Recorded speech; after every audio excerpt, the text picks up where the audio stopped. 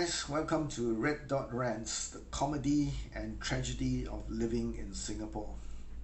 It's Friday again, and I'd really like to make a video for you every Friday to get this channel going. The thing I'm concerned about is not about not having enough time, but not having enough material that's newsworthy coming out from this fine country. We just got good news from Hangzhou, the Asian Games. I'm not sure if some people are still fans of Feng Tianwei, Li Jiawei, but our very own Shanti Pereira has done the country proud by winning a gold medal in the women's 200 meters. It's our first athletics gold medal in 49 years. We are so proud of her, but as everyone is rejoicing, Makan Sutra's KF Sito had this to say: and please don't do your selfies with her and glow in her limelight and claim credit after her win. It's all her and her coach. And of course we know who Mr. Sito was referring to, but I think he has been a bit too harsh here. It's because anybody can take selfies with our sports champions. We shouldn't have any issues with that. But maybe our office holders need to be a bit more sensitive and clear that they are taking these photos as fans of the sportsman and not claiming that they have anything to do with the victory. And this reminds me of Joseph's schooling. He brought us great pride and honor by bringing home an Olympic gold medal in swimming in 2016 in Brazil. He was practically self-funded, and yet we saw so many public figures eager to take selfies with him as if they were part of his success story. Now that's just part one of the story. In part two, when Joseph was caught doing drugs, these folks quickly distanced themselves from him, dropping him like a hot potato. Now every one of them was either silent or moralizing. None of those folks would put in a kind word or compassionate word for him. The young man must have learned a painful lesson, not so much about how harmful recreational drugs are, but the disingenuity of opportunists and fair weather friends. Now, interestingly, we are not the only ones celebrating Shanti's amazing achievement. Across the Indian Ocean, not too far to the west, there is another celebration.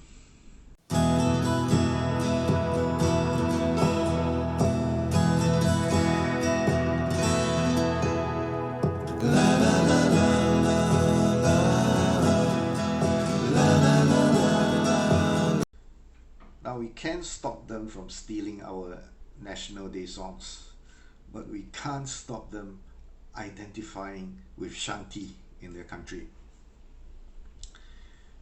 But I must say that it's a rather economical way to claim victory without having to spend millions on sportsmen who can't be regarded as Singaporean by any stretch of the imagination.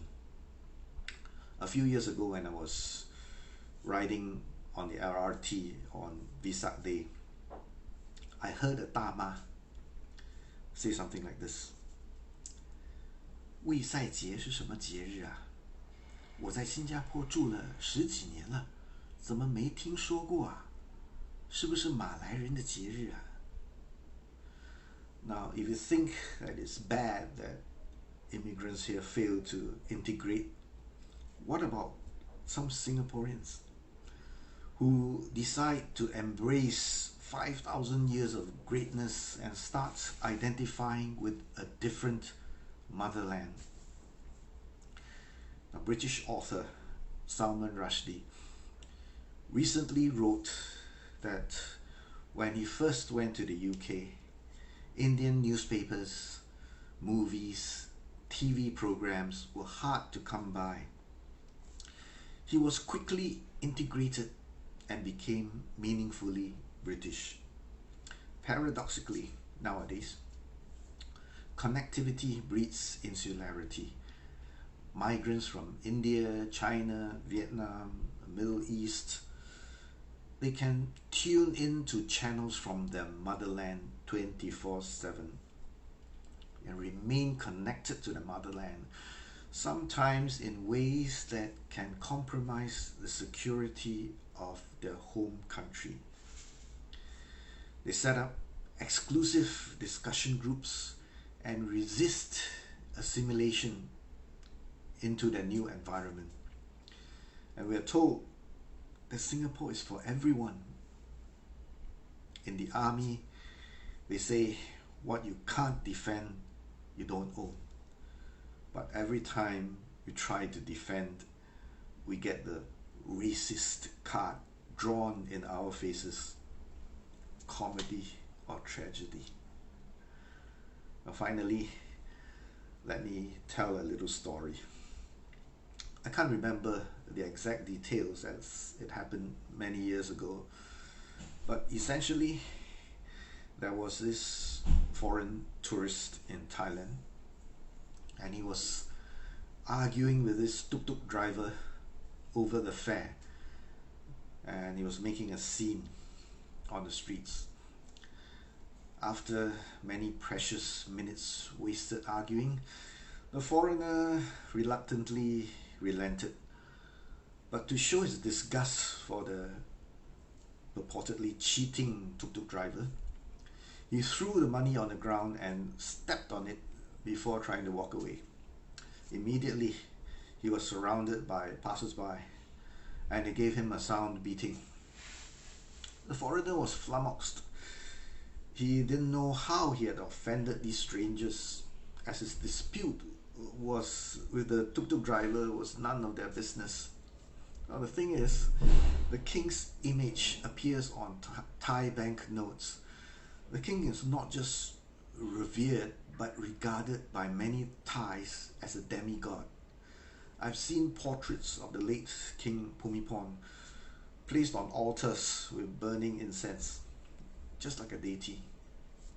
When he was alive, talking about his death was taboo, and certainly putting the king's image on a drink carton would be unthinkable. Well, that's all I have for you in this video. This is my new channel. Do like, share, subscribe, and join my Facebook group, Dot Rants. Have a great weekend.